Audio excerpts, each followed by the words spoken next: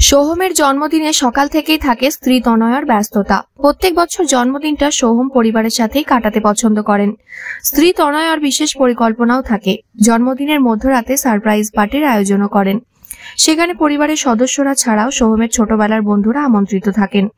Cake কেটে উদযাপন করে ভালো সময় কাটান। তবে আলাদা করে জন্মদিন উদযাপন করতে খুব অনীহা অভিনেতার। বাড়িতে থাকতেই পছন্দ করেন, তবে পরিবারের লোক উদ্যোগী হলে আপত্তি করেন না।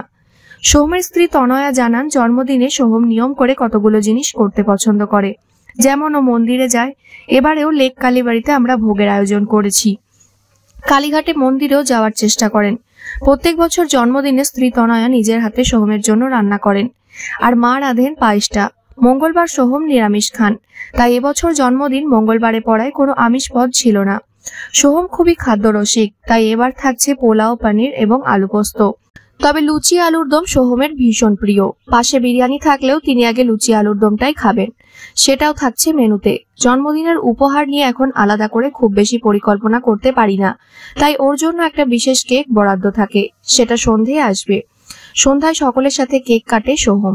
তার আগে বাচ্চারা মায়ের সাথে বেরোয় বাবার জন্য উপহার কিনতে।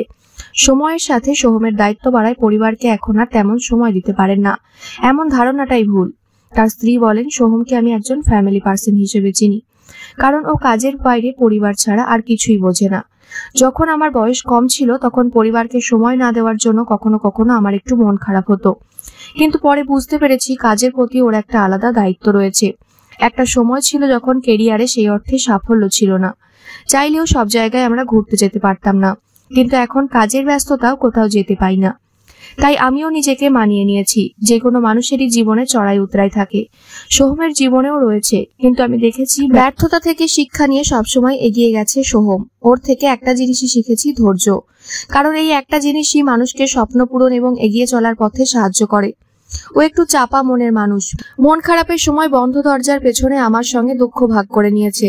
আমিও আমার মতো করে বুঝিয়েছি। পরের দিন আবার দেখেছি নতুন উদ্যমে কাজে ঝাঁপিয়ে পড়েছে। ও হেরে যেতে পছন্দ করে না, লড়াই করতে পছন্দ করে। ও লড়াকু মনোভাবকে আমি সম্মান করি। সোহমের জেদ মারাত্মক। একবার যদি ঠিক করে কোনো কাজ করবে, সেটা শেষ না হওয়া পর্যন্ত দম ফেলে না। একবার ছবির জন্য ওকে মরিশাস যেতে হয়।